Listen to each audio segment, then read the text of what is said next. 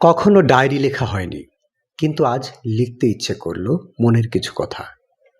মনে হচ্ছে কখন যেন দম বন্ধ হয়ে মৃত্যুবরণ করব। কষ্টগুলোকে কাউকে বলতে পারছি না, আবার কাউকে বোঝাতে পারছি না। আজ থেকে 3 দিন আগে মনে হয়েছিল জীবনের সকল সুখ পেয়ে গেছি। কথায় আছে, ভালোবাসার মানুষকে পেলে পৃথিবীতে স্বর্গ পাওয়া যায়। আমারও সেটাই মনে হয়েছিল, কিন্তু আমি ভুলে গিয়েছিলাম যে মানুষটিকে আমি ভালোবেসে অন্তরের অন্তঃস্থলে লালন পালন করেছি এতগুলো বছর, সেই মানুষটি আমায় একটুও ভালোবাসেনি, একটু চায়নি। তাই তো আজ তাকে পেয়েও হারানোর যন্ত্রণা ভোগ করতে হচ্ছে, পেতে হচ্ছে অসহ্যকর অদেখা শাস্তি। আমার নামে কবুল বলতে হয়েছে বলে নিজেকে এই পৃথিবী থেকেই শেষ করে দিতে চেয়েছিল। কেন তুমি এমনটা করলে? এত রাগ, জিদ কেন তোমার? তুমি কি জানো, একজন পিপাসার্ত মানুষ মরুভূমিতে এক ফোঁটা পানির জন্য যেমন হাহাকার করে, আমিও ঠিক তোমার জন্য তেমনই হাহাকার করি। আমার এই বুকের দহনটা যদি দেখাতে পারতাম, তাহলে বুঝতে তুমি ঠিক কোথায় আছো।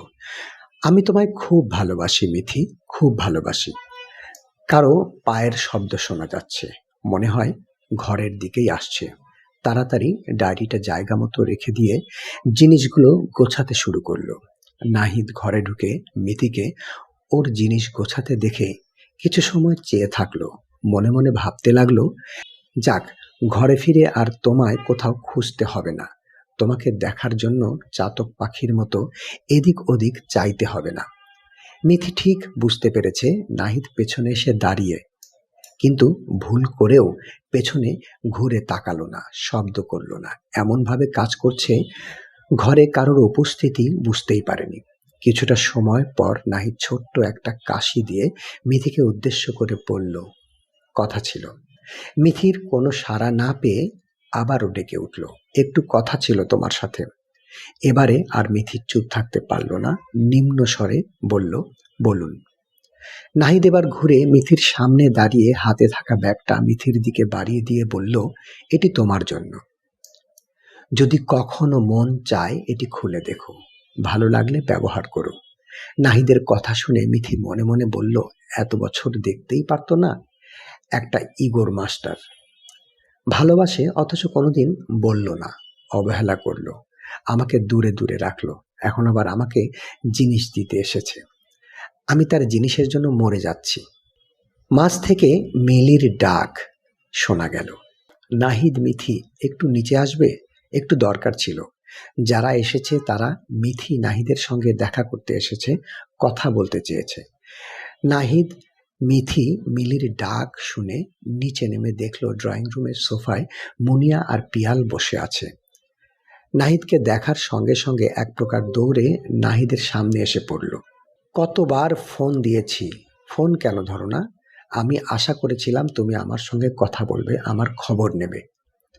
নাহিদ একটু রাগান্বিত স্বরে বলল, লিসেন, প্রথমত আমি তোমার থেকে বয়সে অনেক বড়, সম্মান দিয়ে কথা বলো। দ্বিতীয়ত, তুমি কখনো আমার নাম ধরে ডাকবে না, সে অধিকার তোমার নেই।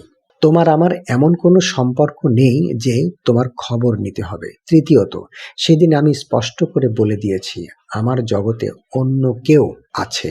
সো এই ধরনের কথাবার্তা আর বলবে না। নাহিদ, তুমি এমন করো না, তোমাকে খুব ভালোবাসি, আমি তোমায় ছাড়া বাঁচব না। তুমি যা বলবে আমি তাই শুনবো, তুমি যেভাবে বলবে আমি তাই করব। প্লিজ তুমি আমার হয়ে যাও, আমাকে মেনে নাও, আমাকে বিয়ে করো। এমন সময় পিয়াল এগিয়ে এসে নাহিদের হাত দুটো ধরল। ভাই, আমি আজ মুনিয়ার জন্য এসেছি। আমার বোনটা তোমার জন্য খুব পাগলামি করছে, তুমি একটু বোঝার চেষ্টা করো। নাহিদ যেন কিছুতেই নিজেকে ঠিক রাখতে পারছে না, রাগে কটমট করছে। এদেরকে ঘাড় ধাক্কা দিয়ে বাড়ি থেকে বের করে দিতে ইচ্ছে করছে, তবুও অনেক কষ্টে নিজেকে শান্ত রেখে বলল, পিয়াল, একটা কথা বলো তো, তুমি যাকে মন প্রাণ দিয়ে ভালোবাসো, আমি যদি তোমাকে বলি তুমি সেই মানুষটিকে ছেড়ে দাও আর অন্য কাউকে ছেড়ে দিয়ে গ্রহণ করো, তাহলে তুমি কি করবে? পিয়াল নাহিদের এই প্রশ্নের কোনো উত্তর দিতে পারল না। মুনিয়ার হাতটা ধরে বাড়ি থেকে বেরিয়ে গেল। বেশ কয়েকটা দিন কেটে গেছে। মিথি এখন পর্যন্ত নাহিদের ডায়েরিটা পড়ার সুযোগ করতে পারেনি। নিজের পরীক্ষা নিয়ে ব্যস্ত হয়ে পড়েছে। এমনই একদিন ভার্সিটির গেটে রিকশার উদ্দেশ্যে দাঁড়িয়েছে। কিছুটা দূরে পিয়ালকে দেখতে পেল মিথির দিকে এগিয়ে এসছে। মিথি পিয়ালকে দেখেও না দেখার ভান করে সামনের দিকে এগিয়ে যাচ্ছিল। পিয়াল পেছন থেকে ডাক দিয়ে বলল, তোমার সঙ্গে একটু কথা আছে, একটু দাঁড়াও, আমরা একটু এক জায়গায় বসে কথা বলতে পারি। দেখুন পিয়াল ভাইয়া, আপনার সঙ্গে এমন কোনো সম্পর্ক আমার নেই যে আমরা বসে কথা বলবো। যা বলার বলুন, আমি বাড়ি ফিরবো। আমার সঙ্গে তোমার বিয়ের কথা বলা হয়েছিল, তুমি নিশ্চয়ই জানো। মিথি হাত তুলে পিয়ালকে থামিয়ে দিল। আমি যা বলার দাদুকে বলে দিয়েছি। আশা করি সেটা আপনি জেনেছেন। তারপরেও আপনি কেন এখানে এসেছেন? আমি আপনার সঙ্গে কোনো কথা বলতে চাই না। আমি কি জানতে পারি তুমি কেন অসম্মতি জানিয়েছ? দেখুন, এটা তো আমার ব্যক্তিগত ব্যাপার। এই বিষয়ে কারো কখনো জোর খাটে না। খুব জানতে ইচ্ছে করলো তুমি আমাকে কেন রিজেক্ট করেছো।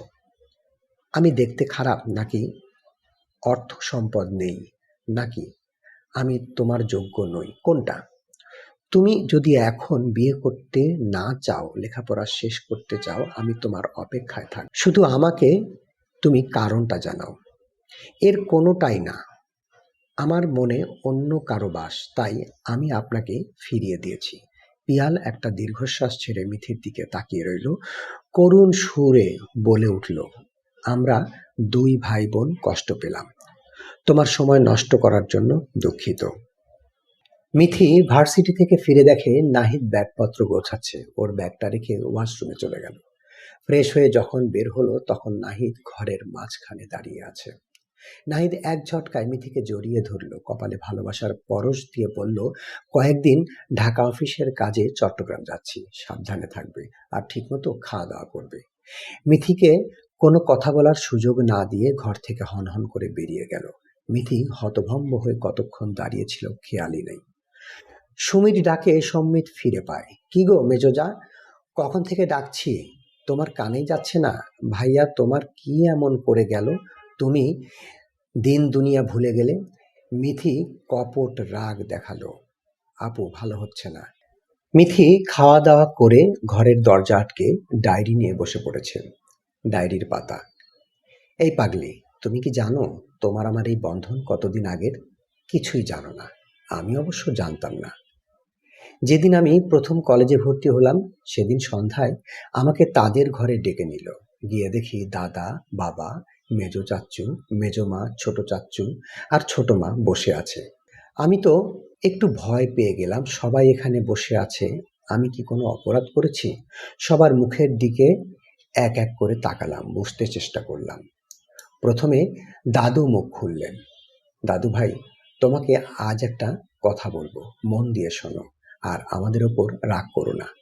আমরা যা করেছি নিরুপায় হয়ে, পরিস্থিতির শিকার হয়ে। তোমার দাদিমার কথা হয়তো তোমার খুব কম মনে আছে। তোমার দাদিমা যখন মারা যান তোমার বয়স তখন 8 বছর। কিছুই তোমার মনে থাকার কথা নয়। তোমার দাদিমা যখন মারা যায় তখন মিথির বয়স 1 বছর আর তুমি 8 বছরের। তোমার দাদুর ইচ্ছাতেই তোমার আর মিথির বিয়ে দেয়া হয়। বিয়ের সাক্ষী হিসেবে আমরা এই কয়জন ছিলাম। তুমি তো এখন কলেজে উঠে গেছো, তাই আমাদের মনে হলো তোমাকে এই কথাগুলো জানানো দরকার, যেন তুমি কোনো ভুল না করো। আর একটা কথা, মিথি এখনো অনেক ছোট, ওকে এগুলো কিছুই বলবো না। তুমি ওর থেকে ওকে কিছুটা এড়িয়ে চলবে। এসব কথাও জানতে পারলে ক্ষতি হতে পারে, তাই আমরা চাই যখন মিথি বড় হবে তখন ওকে জানাবো। কথাগুলো বলে দাদা আমার হাতে একটা ফটো ফ্রেম তুলে দিলেন।